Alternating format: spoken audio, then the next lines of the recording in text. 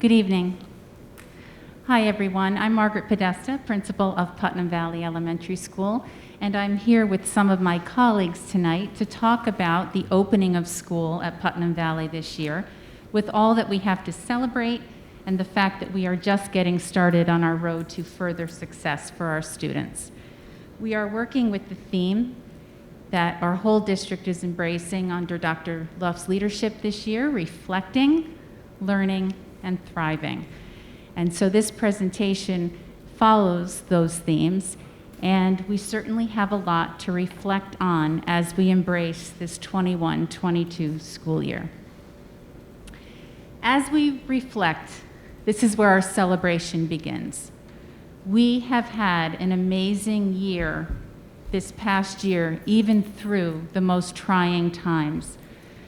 Our elementary school opened last year on September 8th, full-time for all students.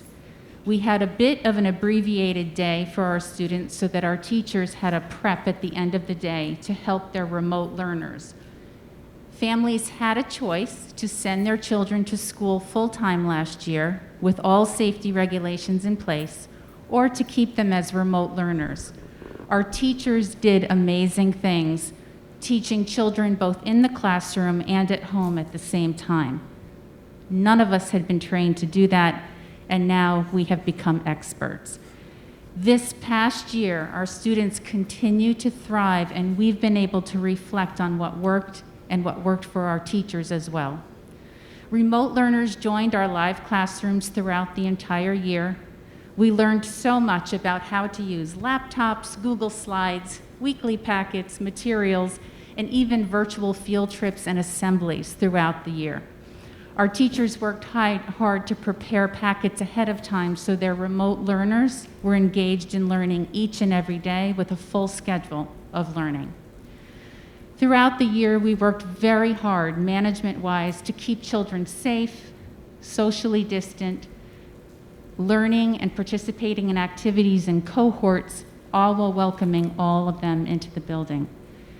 Our lunches last year were in classrooms, our specials were in classrooms, and somehow a virtual musical took place, band lessons took place, and children took part in all of their specials. We reflected on how to manage breakfast in the building, safe lunches, and ongoing learning throughout the year. At the end of the year, you may remember, we had in-person moving up ceremonies for our fourth graders. We had a very active field day with a surprise bubble bus at the end, and our children got the full year experience. We kind of set the standard for those districts around us, how to do it, and we're reflecting on our successes as we move forward. We definitely looked at the healthy and safe environment for our students and, of course, for our staff. The virtual assemblies with the help of the PTA took place throughout the year. We had virtual parent conferences last year, and this year we're happy to report that our parents have the option of coming in person to the conferences. We maintained our social distancing. We had seating charts in every room, and last year we had, as I've already said, safe lunches and breakfasts so that the students were eating when we were learning a little bit more about COVID at the time. We kept our classes in cohorts at recess to help with contact tracing, and last year support services were kept in cohorts as well.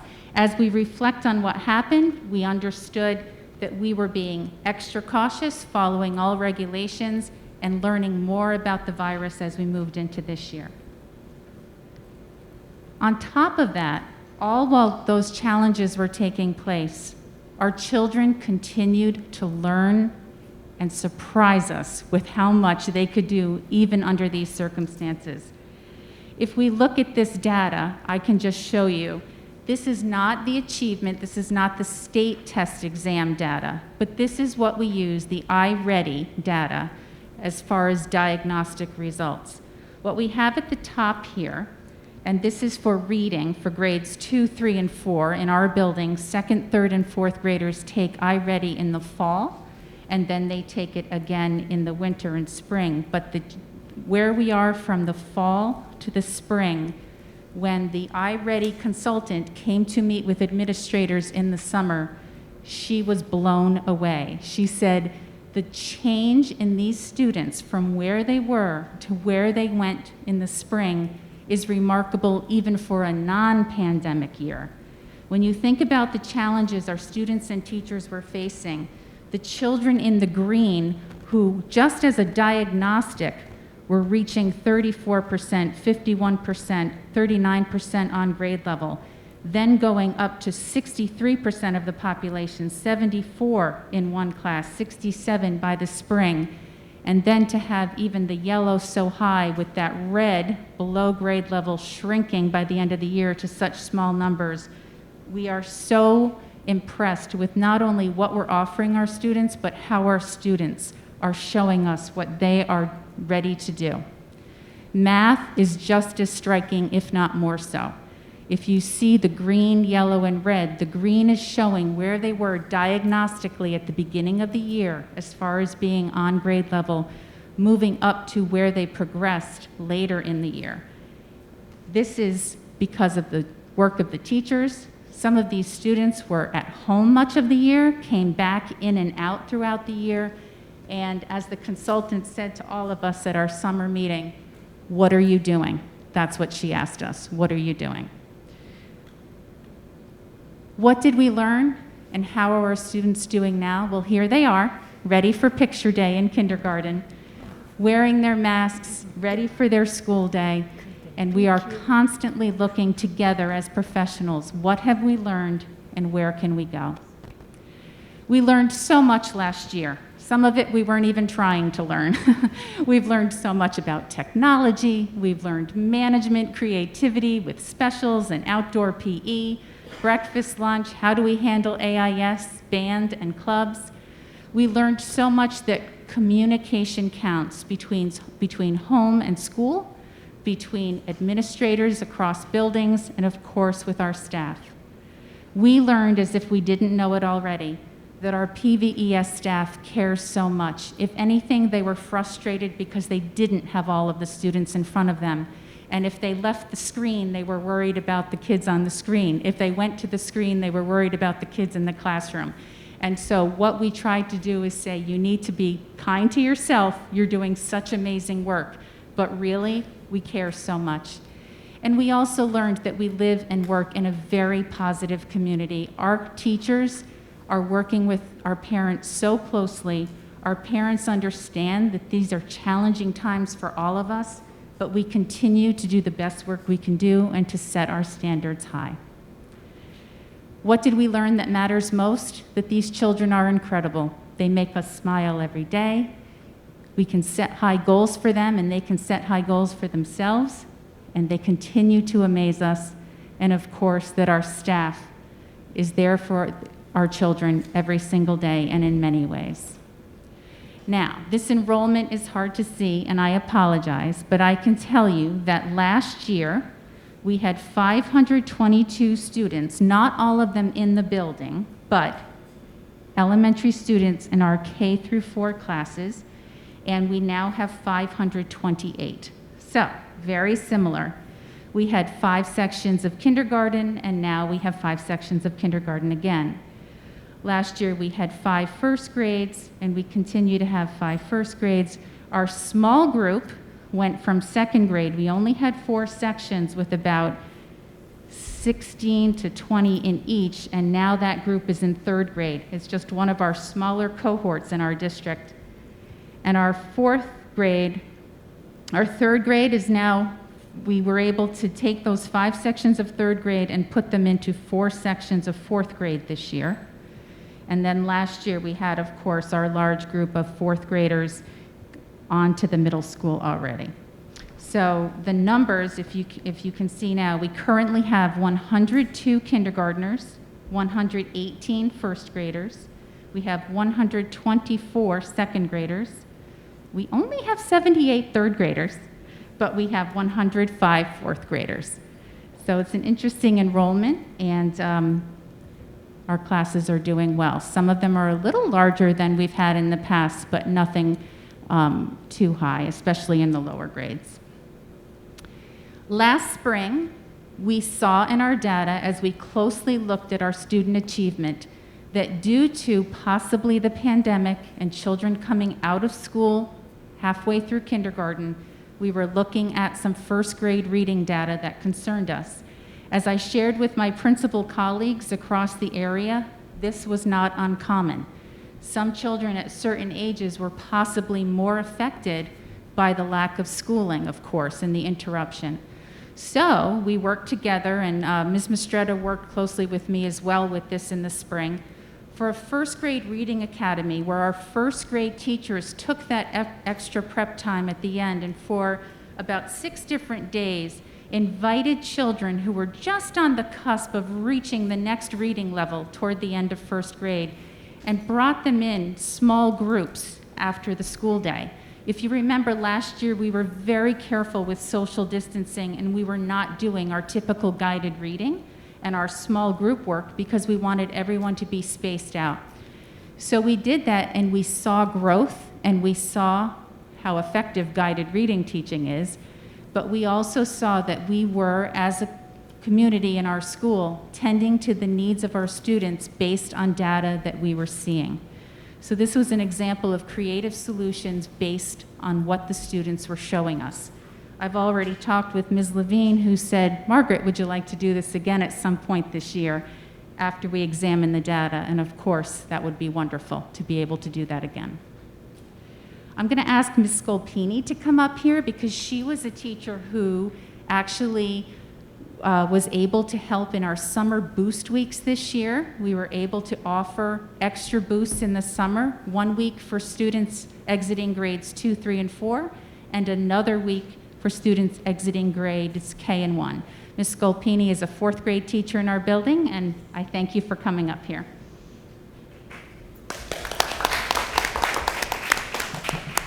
Hi, everybody. My name is Erin Scolpini, and I did the summer boost, as Dr. Podesta just said. I was working with the students who would be moving into 5th grade. It was a lot of fun, very successful. The thing I liked most about it was being able to have the students working and learning without the academic pressures that you feel during the typical school year. And it was also really nice because we had a few students in the class who were remote all year. So this was kind of like their introduction to being back in the school setting come September. So that was really nice. We did a lot of fun activities, but snuck in some learning as well. I'll just explain one of the projects we did. So we talked about inventions and why people invent different things to solve some type of problem that you have. So throughout the whole week, students worked with a partner to plan and design, and then they actually made a model out of clay, or some kids even brought in materials from their home to make a model of the invention that they made, that they thought of. So like, for example, one group did a toothbrush attached to a hairbrush so you can save time and do both at the same time in the morning. Very creative, I would buy it. And then at the end, they made like a commercial to pitch their ideas to each other. That was really fun. Some more academic things that we did Math Jeopardy, so gamifying learning. We read a book called The Twits, which is by Roald Dahl, short little chapter book, perfect for 4 days of school.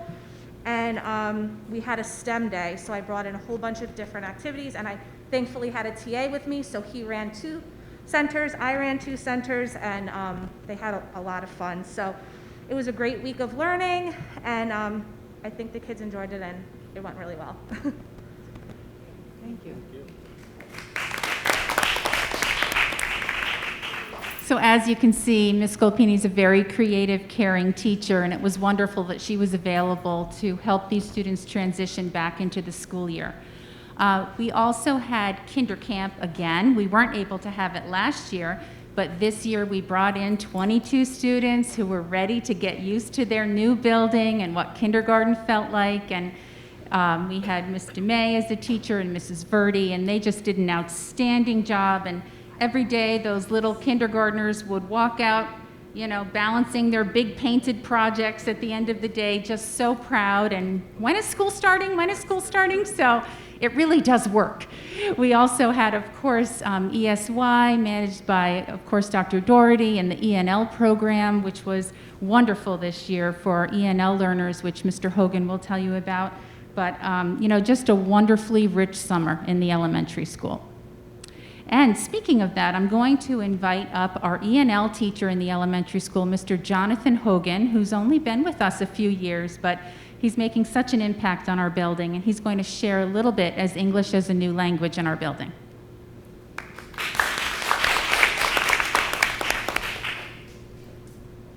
Hi, I'm Jonathan Hogan. I'm lucky to be here after serving so many years. I say serving, but I'm happy in the city. Now I get to work here in Putnam Valley, and it's been fantastic these past 3 years.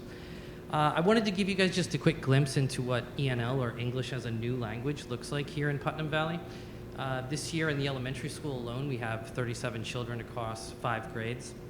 And there's lots of new entering and emerging students in kindergarten. So ENL is sort of tiered on 5 levels, and entering or emerging are the 2 lowest levels. So we have lots of new arrivals to the district, the state, and the country.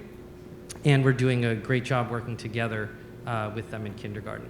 Over the last 3 years, we've seen about 37 to 40 students per year, and that number seems to just keep going up. Only 7 or 8 years ago, there were less than half that number of students in the entire district from K to 12. So those numbers seem to be continuing to grow. And the levels do vary from class to class. I think it's great what we do here as a district. You see the students testing out early, not being long-term in the program for 7 or 8 or 9 years, which can be common, but I think that speaks to what we do as a school district here. So just a couple of helpful terms that I thought might help everybody. These might be new to some people, but English as a New Language is often called ENL, and you often hear Ls or MLLs, as they're now called. Multi-language learners or English language learners is just one of the buzz keys that we use in English as a New Language. And then I am also TESOL certified, so I went to school to, help speakers of other language that are new to the district, or, just a little bit below native fluency. We work through all the levels with them. And for anybody interested, there's a link down there at the bottom that can clue you into many more terms associated with this. So I have an article that is attached to this as well, that if you guys are really interested in reading more about where a lot of this data and science comes from, I can send that to anybody. But I also wanted to talk about some of the myths that we find, because we do have lots of students at our school that may speak more than one language at home, but that doesn't necessarily mean that they're an English language learner as outlined by the parameters of the state. So they may still be learning English, but they may speak and read and write with a level of competency that is on peer with their monolingual peers. So they wouldn't necessarily be labeled an L by the state of New York. And one of the things we work on specifically is BICS and CALP. And as you can see, it takes about 1 to 2 years, generally for children, to learn the basic interpersonal communication skills. A lot of that they will really pick up on their own, just through conversations with other friends in class, teachers, going into the library or the auditorium or even the cafeteria. But what really we're working on, and this is what we do well in our school, is helping that academic language grow. And as you can see, it takes several more years to catch a child up to grade level. You can imagine it can be exacerbated in the middle or high school, because you have students coming in from new countries that could already be technically 10 or 12 years behind where some of their monolingual peers would be, just in terms of their speaking and reading and writing abilities. So we work very hard to sort of bridge that gap in a myriad of ways. And this is just kind of a really quick at-a-glance cheat sheet. You can see that there's really 5 levels, and where we focus most of our time, and usually this is in the lower grades where we see most of the entering and emergent students coming from, they're getting at least 72 minutes a day of mandated state instruction.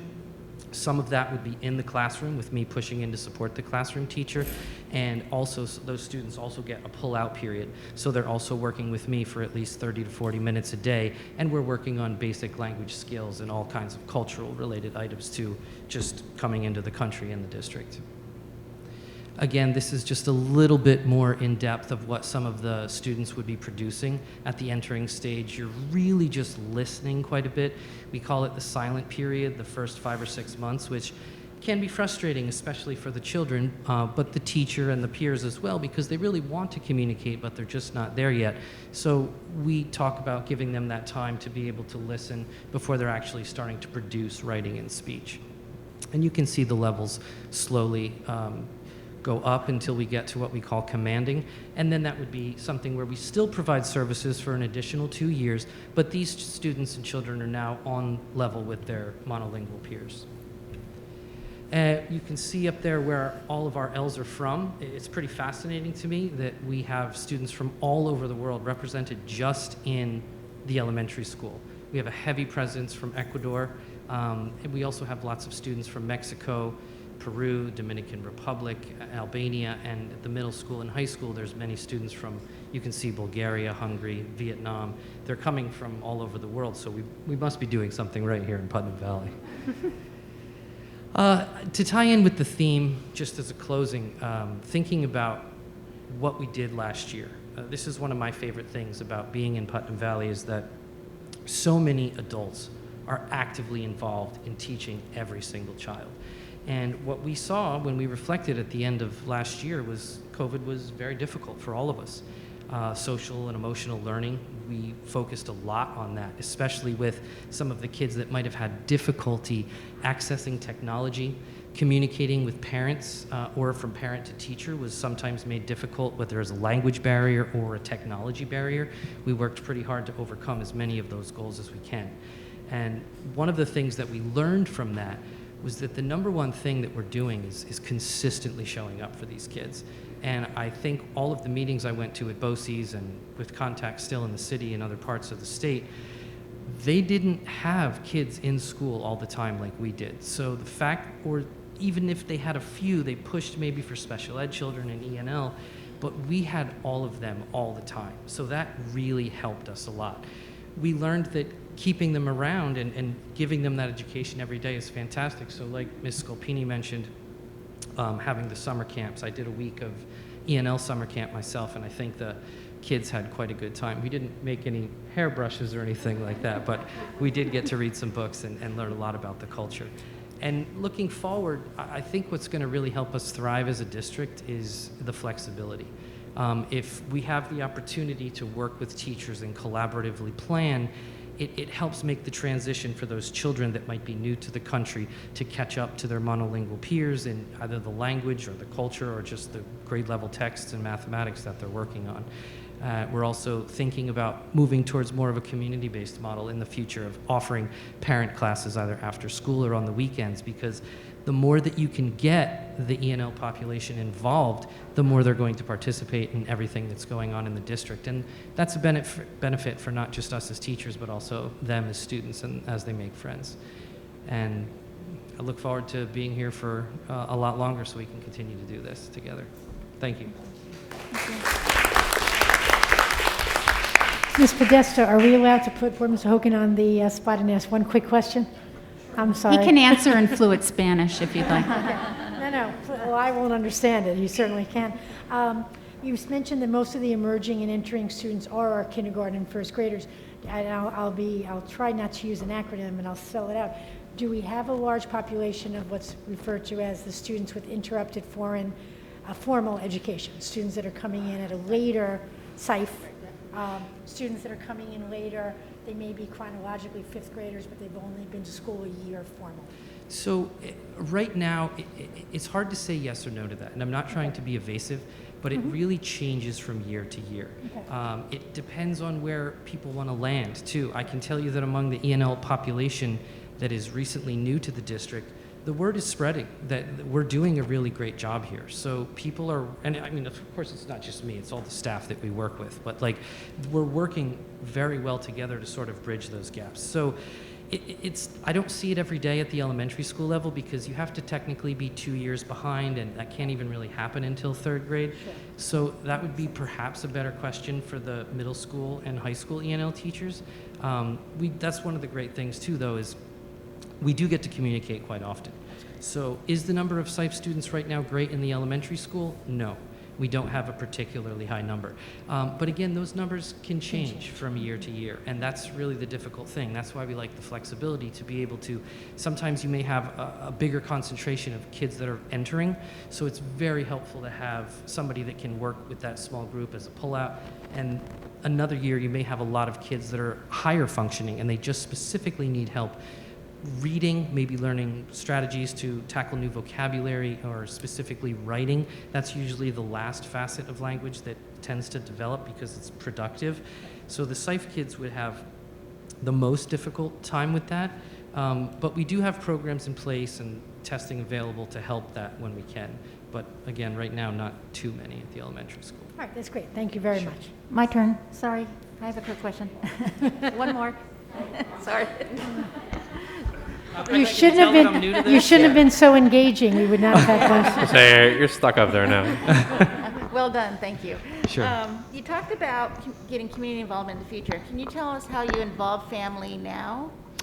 Absolutely. I think one thing that's great is being able to speak fluent Spanish. I have a lot of parents text me on a daily basis, like, what was that email that just got sent out? And we're doing everything bilingually now, but sometimes it just helps to have a voice explain it to them. I help a lot with doctor's appointments, getting kids together. If I can explain a little, like, I like the fact that when I work with a classroom, or kindergarten class, I work with Miss Forliso this year, and there's 3 or 4 kids that are really, really new to English. They have maybe 10 or 15 words in their vocabulary at this point. But we do a really great job of incorporating those students into activities that are going on in the group, either small group in the classroom, or participating at recess, or just checking in on them at lunch. They appreciate that being brought in. So when we extend that one step more to the family, we have like a potluck dinner every year. Last year we couldn't because of COVID, but my first year here, we had one where we invite everybody from the middle school, the high school, and the elementary school. We all kind of come together and bring cultural dishes, and that's one really fun thing that gets us together. But by speaking to the parents, a lot of them tend to be concentrated in certain areas, so I'll see the parents on the bus and delivering computers to some of the families that needed technology last year. Like, I got to do that, which was pretty rewarding. So when you show up at their house and you're dropping off the technology and talking to them, it's just like one more step of being pretty personal. They feel cared about. They feel like a member of the community.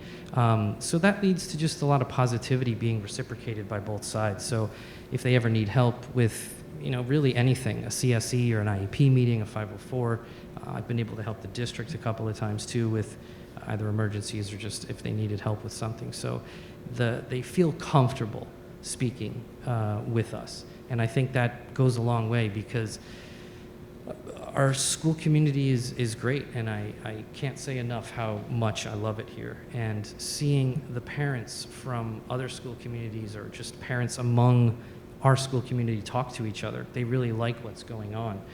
So they're, telling as many people as they can, this is a great place to be, and the parents enjoy being here from what I can understand. They like the education that their kids are getting very much. Thank you. Sure. Thank you. Anybody else? All right, great. Thank you. You Well, one learn more very thing before you quickly. sit. So you can see why Mr. Hogan fits in so beautifully at our elementary school. He's always solution-based, ready to help and do what comes first for students. So we appreciate that. Okay, and now another wonderful teacher is going to help with this presentation on the work being done with Writing Revolution. So Chrissy Phillips, come on up.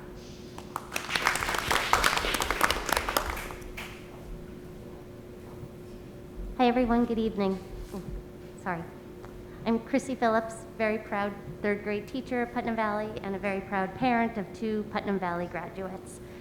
I was very excited when Margaret asked me to come tonight to talk with you about the Writing Revolution. This came to Putnam Valley, I think it was 2018, and there was this buzz around about a new writing program called Writing Revolution, and it was put out to our staff, was anyone interested in going to a training? And myself and some other colleagues jumped right on board for it.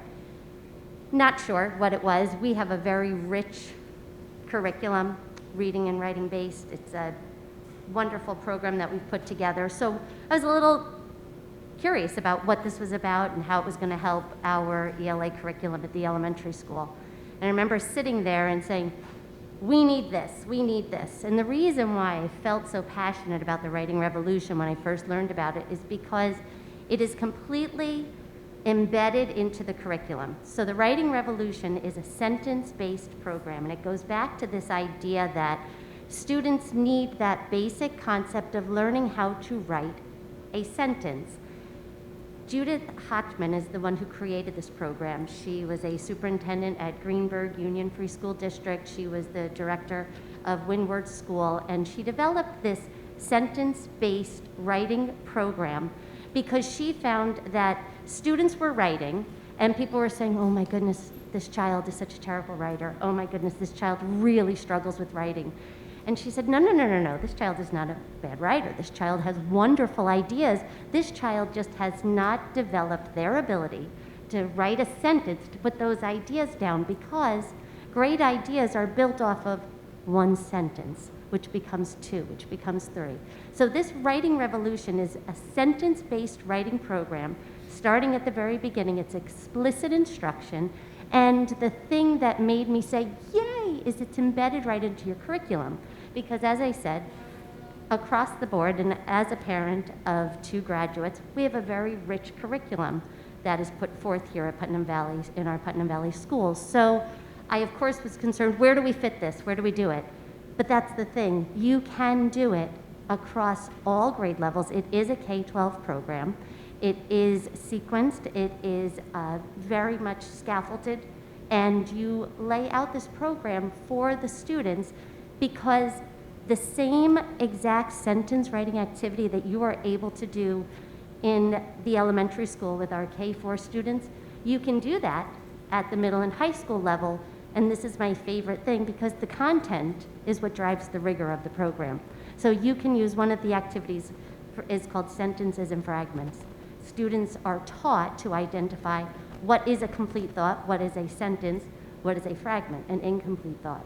And then from there, we work with activities to help these children develop a fragment into a sentence. When I say the content drives the rigor, we embed that into science. We can embed that into social studies. We can embed that into art and music and phys ed. We can embed it.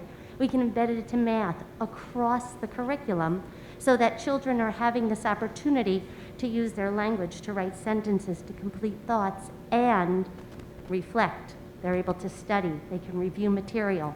Many of the activities are designed to be what we call exit tickets, to help them reflect on what they've learned. And when you put it into a sentence writing activity, you're checking off so many boxes. They're looking at their content, they're studying, they are reviewing, and they're writing a complete thought. They're writing a complete sentence. So really, I'm just so excited about it. So we started with this in 2018. We brought it into our elementary and middle school, and we're really coming back, and then COVID. So we're coming back to it now, and the district has really worked together with us teachers. So I'm one of the turnkey instructors, and what we are doing is the district is helping us to facilitate where we're bringing it to all our colleagues, and we're developing lessons, and we're developing this curriculum so that we can give it to our students, and it can then be a K-12 initiative that we can really work off of, and I really do believe in it, and I think it's gonna do great things for our already great district. So, thank you. Thank you.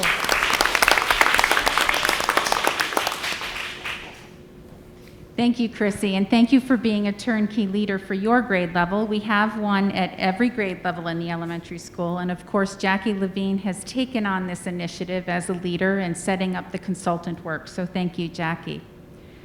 All right, I'm not doing this alone, as you can see. Mrs. McCarty, first grade teacher and parent in Putnam Valley, just wanted to say a few words, because I asked her to.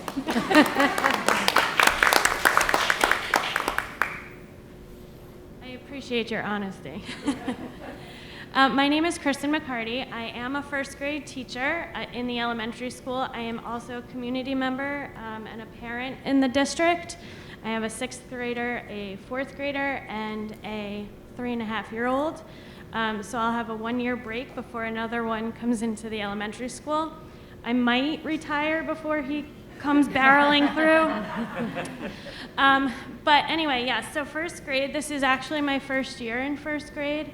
I have been in the district for 16 years, including substituting and leave replacements. And so I've been in the high school, the middle school, and the elementary school teaching. First grade might be my favorite so far. They're so little, and they're so excited to be in school. They're so excited to come running down the hallway every morning and to get to their classroom. I started something new that I saw on a teacher blog over the summer where they get to choose their greeting with me every morning. And it's just, I'm in the hallway saying good morning to them, but they get to choose, do they say good morning to me? Do they just get a high five? Do they get a hug, or do they get a dance? And it's really fun when they ask for all four. So we're having a good time down in the first grade wing every morning at 9 o'clock. But they're excited, they're happy, they are also, like Margaret had said, that they're learning to be students again. I have first graders, so I have students that were remote last year, all of last year in kindergarten, or were homeschooled. So I have students that have never been in school before. So that's been a challenge, but a happy challenge, because I am their first public school teacher, and that's kind of exciting in some cases, unless they were remote. They're so happy sometimes that they're learning how to work in groups again, because last year, even if they were in school, we were separated by 6 feet. So they are not necessarily used to working more closely together, not quite normal yet, but we're getting there, or at tables. Us first grade teachers have, I think actually across the building, we've had to pull back a little bit and kind of go back to the drawing board about having to reteach these kids, how to be in an almost normal classroom. In math, we're plugging along with our Eureka program. We're learning to count on, using images to add and subtract. In writing Revolution is off to a really great start in first grade. It is honestly amazing to see the progress that even first graders have made so far using that program. In reading, they're learning how to, what a good reader looks like. They're learning Foundations, which is our phonics program, and it's really been so much fun to be in first grade. So it's off to a great year, almost normal. We're getting there, hopefully sooner than later. And that's it. Thanks, Chris.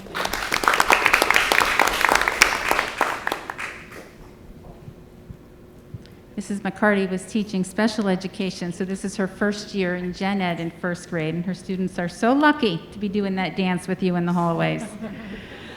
Just very quickly, we have worked very hard already, just over the past month, establishing what quarantine instructional support looks like and feels like in our school. We knew we were not going to the fully remote plan. We do not have remote learners, but unfortunately, we do have students who do have to go on quarantine for up to 8 or 10 days. That's hard. It's a hard phone call to make to a parent when they have to go to work and their kid is healthy, and yet we do follow all regulations. So this is still challenging. We have worked out that our elementary teachers are inviting all quarantine children to a live ELA and a live math meet every day. It may be a short meeting online, but at least the child has a window into the classroom for both math and reading, writing. They also have asynchronous assignments and times to check in with their teacher. Parents can email the classroom teacher, and we keep these children going academically, even though it doesn't look like the fully remote schedule as it did last year. This is a lot of planning, it's a lot of collaboration, and it's a lot of professional thinking that we have done along with our district to see what would work and what would be really okay with parents as well, only because these students, they may be out But unlike last year, they are coming right back, and we don't want them 8 days behind when they return to the classroom. So we are still living in this. We understand this. We totally understand how hard this is on families, and we're all trying to stay healthy too and keep these children healthy. I can't say enough about the work our school nurse, Mrs. Hill, has done. This is not an easy role right now to be a school nurse. Yesterday, it just happened to be a really rough day with contact tracing, and she's just amazing with how she handles that position and how she talks to parents and how she cares for children. Okay, we have something very special here. I have Ms. Wendy Lee and Mrs. Sharon Lum, who are part of our Mandarin program that we work with in partnership with PNW BOCES. This is an exciting year. You know, we've had Mandarin lessons once a week in K and then in 1, but we also have it now in 2nd grade once a week. So Ms. Lum is in our school every single day of the week, and I'd like to invite Wendy and Sharon up just to say hello and talk about the Mandarin program. Maybe just Sharon. Okay. 对不起，你好，你好, and 你好 means, I think, can someone tell me what it means? Hello? Hello, you got it. That wasn't that hard, right? All right. 你好，我叫 Sharon Lum. And can you guess what that means now? You guys, I think you all get A's. You guys are so good. So my name is Sharon Lum, and I am so grateful to be here. On behalf of Putnam, Northern Westchester BOCES, we're so thankful for the partnership to provide Mandarin instruction and support programs in the elementary school and middle school. It's such an exciting opportunity, and I have to tell you, I'm excited to come to work every single day. I think as all the teachers are telling you, it's such a wonderful thing to see the students every single day. They learn so fast. I don't know if you could see from the pictures, they are attending. We're learning our song this year. You're going to see a short video in a little bit, and it's so exciting how quickly they got to learn. Now, learning Mandarin as a second language, there's so many benefits. I had to bring my little notes up because I can't remember them all. So exciting. As a second language, you can speak to 1/5 of the world population. How crazy is that? I can meet 1 out of 5 people. And to be honest, as an English language learner, and I really enjoyed that discussion, I'm a complete new English language learner. And I wish that when I was younger, like your children's age, that I had English instruction, because I wouldn't have had all the ENL classes. And I speak the way I do today after a lot of hard work. And I'm so grateful for the opportunity to be here in this community, because I think it's so exciting, Dr. Podesta and the school board. Your children are getting to learn to speak another language. And let me see all of the great things that you could do. Chinese language uses both sides of the temporal lobes of the brain because of the Mandarin tonal language and also the character writing. So it activates the neural activity in the working, thinking, and spatial memory.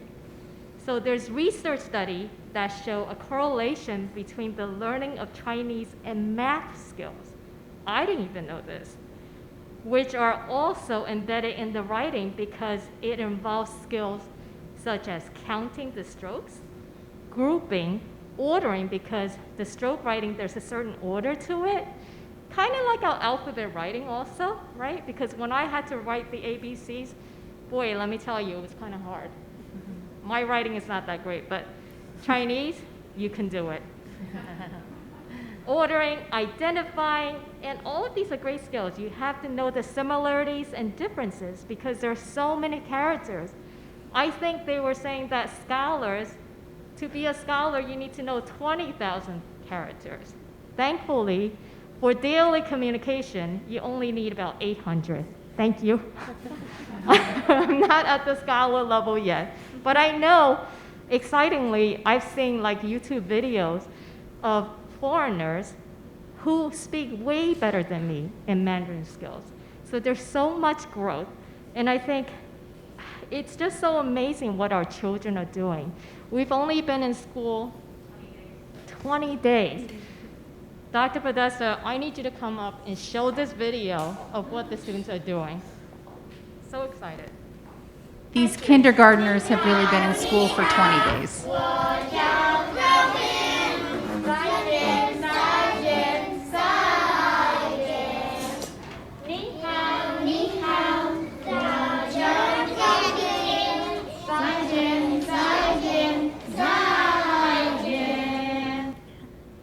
right.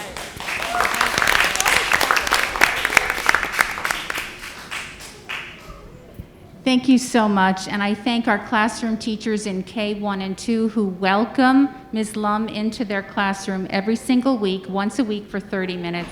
And the children, when they see her, they say, "Ni hao."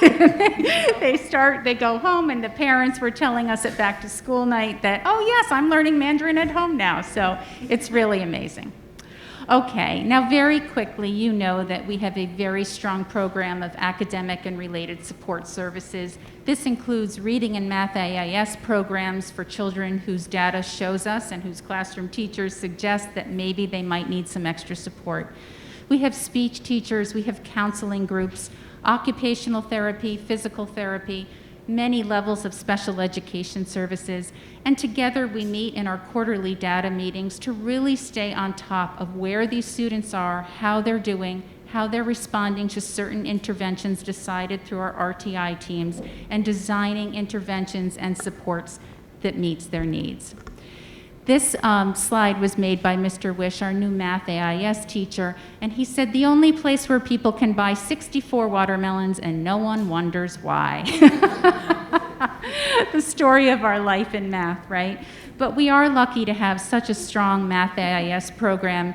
It was taught previously by Mr. Coleman, and Mr. Coleman helped us see how we can bring students in, even for a little while, strengthen their skills, and then they may not need that extra support during the I block. Of course, when they go to AIS, we are not taking them away from new instruction in the classroom. And that's part of our well-designed master schedule that we work on every year with a group of teachers.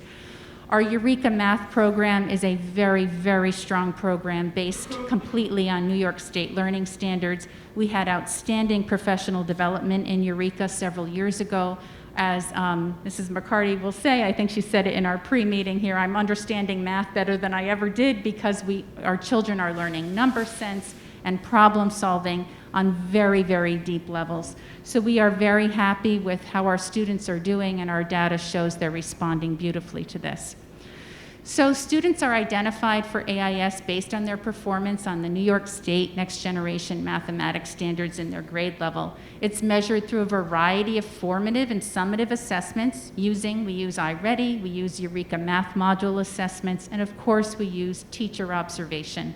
Additionally, the classroom teacher may identify and present a student of concern to the RTI team, which is response to intervention, who's struggling to make progress. So we have a Tuesday RTI team for certain grade levels and a Friday RTI team.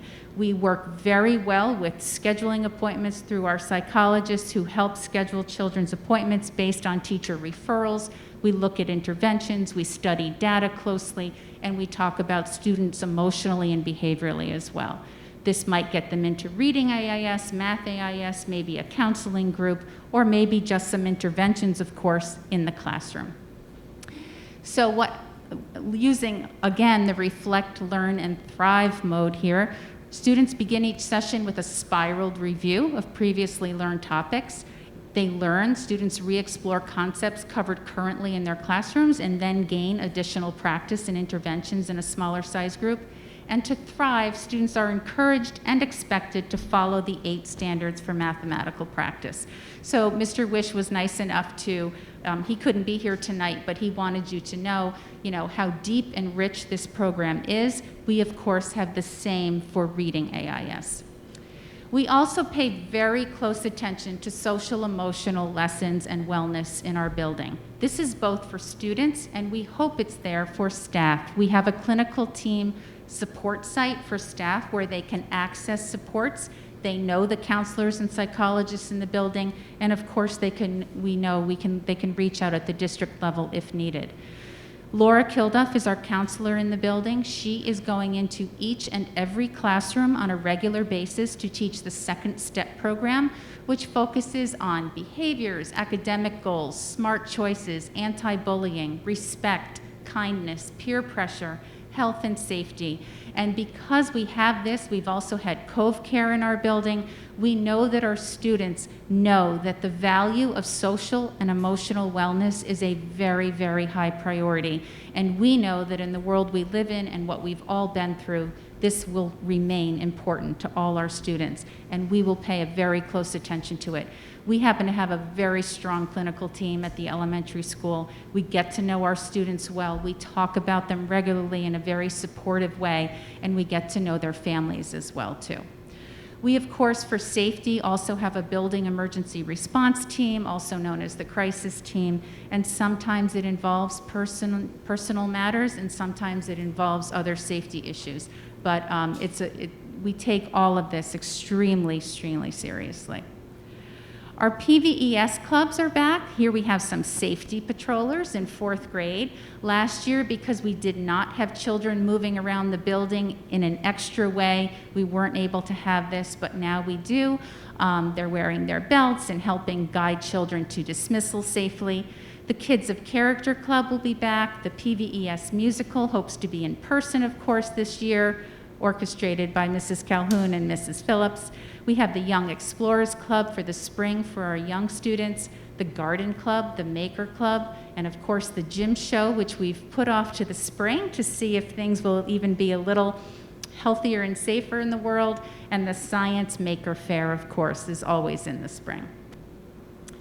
We are so happy that parents have been back in the building. We had 3 open house nights, or I should say back to school nights already this year. This picture is the famous kindergarten bus run day. All those parents have tears behind their sunglasses because the children are getting on buses for the first time for our little bus run and kindergarten orientation. We have PTA class parents this year. We are offering in-person or virtual parent-teacher conferences for November. It is the parents' choice. And we are so happy that we can have parents back safely, just following all regulations in our building. Of course, one of the pillars of our school is our Character Education and Diversity Committee. Our theme this year is kindness. We need kindness in our world, kindness in our school. We're filling the snippet jars with kind words and kind compliments, and the Character Ed Committee works very hard to work on everything from respect, anti-bullying, safe choices, and we always have a theme each year, and this is the book this year by Diane Alber. We have a new special this year. You may remember that we had technology as a special with gym, art, and music, and now this year, instead of technology, we've kind of combined that into a brand new, very exciting special called Innovation Lab, being taught by Mrs. Bruno.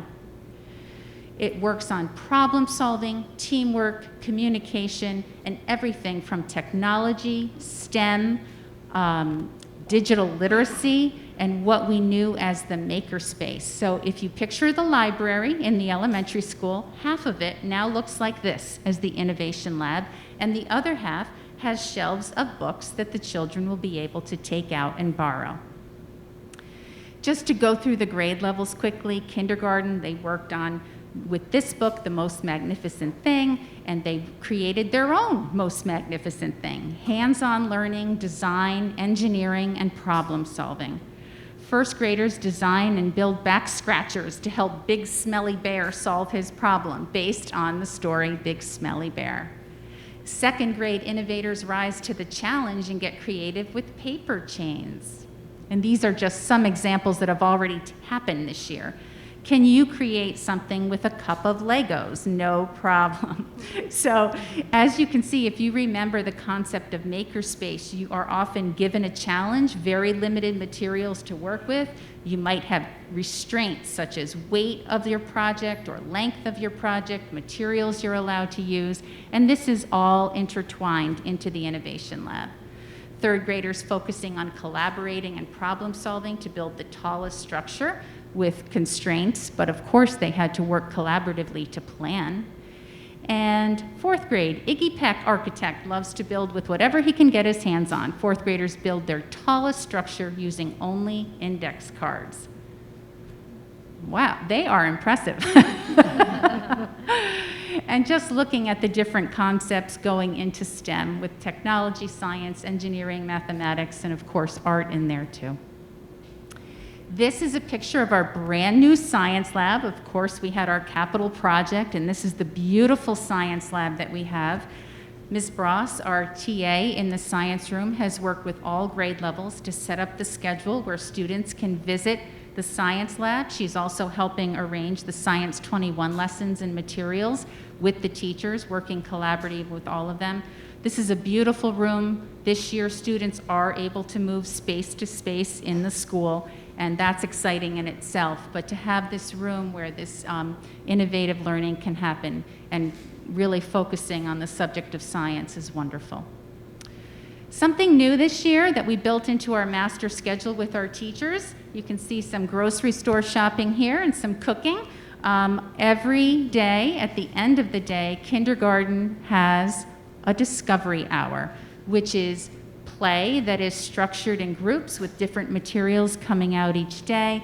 Children need to play. They learn through play. They're socializing. Some of them didn't see much of other children in the past couple of years. And so this part of the day is something we're very, very proud of that, of course, builds on literacy and mathematics skills, along with socialization and just learning how to play and get along with each other. So as you can see, PVES is in full swing. This was one of our first days with our staff working together on planning and curriculum. But we've had all our kindergarten screening complete, mostly in the spring, but finished it up in the fall for children who hadn't been there. Our RTI meetings have been running a couple of weeks already. Our AIS and support services began immediately when the school year started. Our parent-teacher conferences, as I said, in person or virtual is the option for parents, are already being scheduled for November. We've had at least 4 or 5 fire drills already, and today we had the Putnam Valley Volunteer Fire Department on our campus giving safety lessons to all classes. Thank you to that. We had Picture Day already with retakes in October. A book fair is scheduled. Our building steering committee is set, involving a nice number of parents and teachers that will take place throughout the school year. And the Halloween parade is scheduled for staff and students on October 29th. The PTA hosted the picnic, one of the first Fridays of the school year, and the famous bubble bus was there, so that was a great time, and the skies cleared for a beautiful evening. Wonderful to see children having fun with their parents and friends outside in the fresh air. And by the way, I have Jen Pico here. We soon have a new assistant principal in the building. I've missed having an assistant principal, I will say that, but every day we do a little lottery. The second grade teacher said, do you want to raffle off the parking spot for the AP every day? So every day I pick a name out of a big hat and somebody new gets this treasured parking spot. So we have probably about 19 more days of this, right, Jen? And then it's all yours. Looking ahead, we continue to want to be thriving and be the very best school we can be. It's a wonderful place to work, and I could not be more proud of our staff, our students, and the years that I've had here so far. Our main goal, of course, right now is to stay safe, healthy, and in school, growing socially, emotionally, and academically all year with high achievement goals for all, fostering an educational foundation for learning and inquiry. And when we have our K-12 discussions, I want to tell you I take that responsibility very seriously. The foundation matters. Supporting a collaborative culture of support and community, and just being the very best school we can be each and every day. Putnam Valley School will reflect, we will learn, and we will thrive. Thank you so much.